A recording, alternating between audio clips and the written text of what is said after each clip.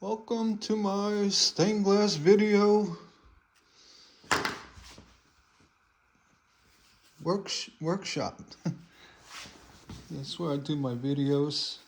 I'm going to show you not a trick. This is a way to take regular wire, 18, whatever gauge you have. And what we're going to do is we're going to make some spun up wire. So we're going to pull a little bit out. This will be good for edging your work and what have you. I'm gonna pull out, maybe, what is that, 2-3 feet. All right, and we're gonna take our paper towel. This one's kind of dirty, doesn't matter. We're gonna straighten this out, and we're gonna put the wire in between somehow. Thumb on the top, 2 fingers on the bottom, and just keep pulling away. I can get it on the camera. Just keep pulling away till you get the wire fairly straight.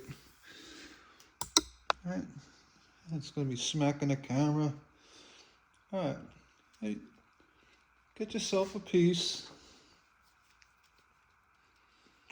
This is a nice little hack if you're looking for decorative edging on your stained glass, your sun catchers and what have you. And you make a wire. And here, it's a matter of convenience. This is actually a butcher block, a countertop. I put upside down and it's got holes already in it. I found a screw that fits it pretty good. What I'm gonna do, you'll find the center spot. Pulling these 2 ends kind of the same length. And putting it on there, give it a little tug. Get it like that. It doesn't have to be perfect. And then you take a drill.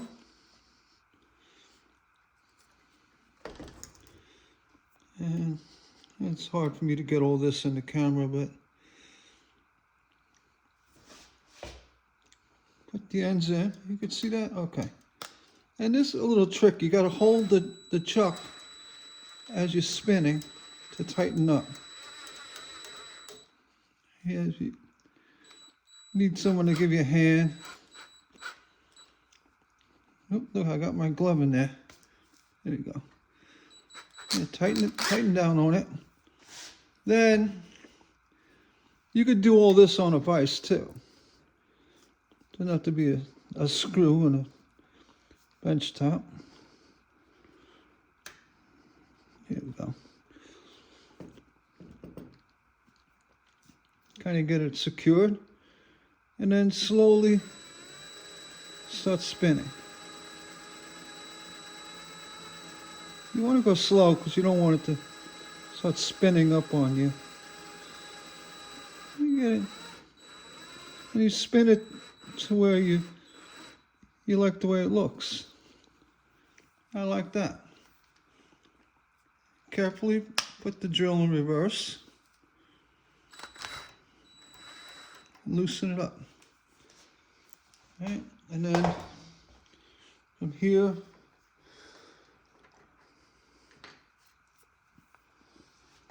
what you end up with is a really nice twisted wire. You can see that. That you can now, say you're gonna put it on an edge, something like that. You can just cut the end. You cut it where it's flat. You like that. Cut it. Watch your eyes. Make sure you always cut that away. Excuse me. Now with this wire, you solder it like any other wire. You start on the end, wrap it down, And then when you get to the end, you can cut it, put a little solder, and then continue. But if you look, it's a nice edging. That you can also do with, I got a piece of scrap lead here. Depending on the size of your piece, you could use 1/4 inch for larger pieces. This is 3/16. Well, actually, it's like a heavy eighth. It's 3/16. And then I'm just gonna cut a piece. I'll use the lead dikes. If you don't have a nice pair of lead dikes, you should have one. And only use it for lead. Because if you don't, you're gonna damage them.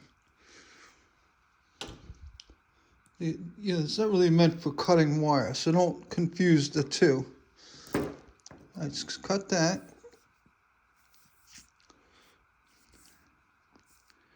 And here, let's see, I'm gonna go I'm gonna pause a second. I'm back. I had to find the pin. Now, if you have a bench vise, it's really nice. You just anchor the lead into the vise. But if you don't, no big deal. You can take your pin, put it right in the end of the lead, and then a little hammer. You can still see that. Or,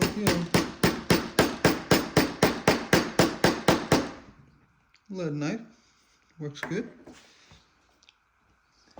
Anchor the end down. That's a little crooked. And then again, you open up the drill, holding the chuck. You can see that. I'm off the camera, but I'm gonna do. Gotta go forwards.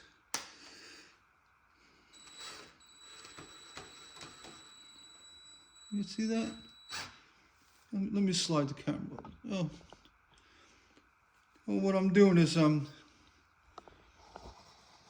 we go. I got the lead inside the drill, holding the chuck down as you go slowly.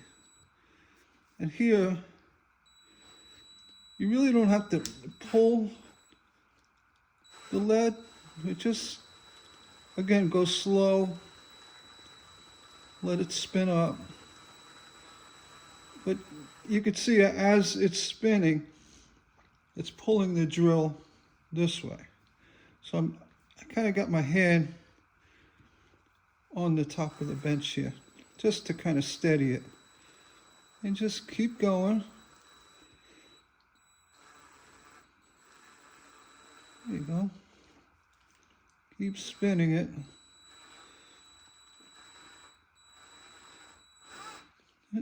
I'm a little fast there. You don't want to go fast because you'll start kinking the lead up. You get it to where it looks like a rope.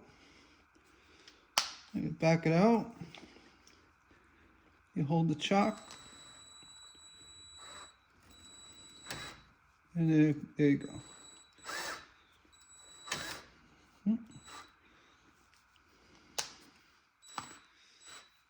I had it out. There we go. Sometimes you gotta coerce it. and that's it. You take your pin out, and now you have a nice decorative lead edging. You can use for the same thing. Small ornaments, and you can bend it. Use it as you want.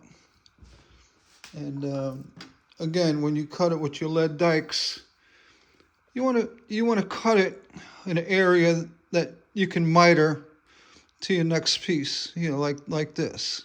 You don't want to try to cut it like that. So you're gonna crush the crown here. You want to cut it just like that. Right? You can actually do your mitering too. You want to put it on, say, a box where this would now line up. Oop, I hit the camera. I do that a lot. Well, that lines up with another piece coming in. I just wanted to show how to spin up lead and spin up wire. And you don't need a fancy setup. I mean, a bench vise, it works nice. You know, you gotta look. I have one in the workshop. But for most folks, you have a home studio. You know, if you don't want to put a hole in your bench, you can have someone else hold it, or there are other ways to anchor it. But you don't have to. The idea is you really don't have to be pulling hard. Just something to stabilize the end. Let me get back to the screw again. Yeah, just something to stabilize the end. So when you spin it, this isn't going to spin around. Right? Even another person holding it with a pair of pliers, or you can wrap it around, something like that, and then they just hold this as you spin it. There's a number of ways of doing it, but the bottom line is the wire, instead of being a one, regular single strand wire that you run around your glass to support it, keep everything in place, you got a nice decorative edging. And when you solder that wire, it's going to take shape of that roping effect. It's a really nice way to finish off your stained glass. Just wanted to show that. And then, the lead. Do the same thing with the lead. And this as well, you could take a little steel wool or a wire brush just to kind of clean it up a little bit. This lead's been laying around. So, give it a try. And again, this is 3/16. You can go at 1/8 inch. 1/4 inch is even heavier for much bigger projects. Something that you're going to frame. I have a 1/4 inch here. Yeah, I think I do. I've even gone and used this. It's a 3/8. You could spin this up, but you're better off using a rounded lead. Yeah, the flat lead doesn't spin as nicely. All right. Just wanted to share that today. If you like my goofy videos, hit me a thumbs up. I appreciate it, and please say hello. Just say something below the video. I get excited. I see my little bell go off. I say, oh, somebody commented. I love that. Tells me that you're paying attention and you appreciate what I do.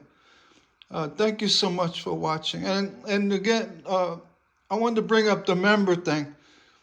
I put more patterns in the member cloud. It's now got a whole bunch of, there's a lot of patterns in there. So if you're not a member, it's $2.99 a month. Just one pattern alone pays for that membership. And there's a lot in it. There's a lot in the cloud, trust me. And you can, cancel your membership if you want, but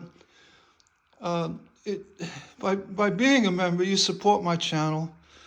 I'm going to shoot straight on all my advice and little tricks, and they're just going to keep coming. There's so much more I have to do videos on. So subscribe too, so you don't miss a thing. But the membership means a lot because it supports my channel. And the least I can do is share some patterns, And if you are a member, I really do appreciate you. Thank you, everybody, for watching, and enjoy your day. We'll see you on the next one. Take care.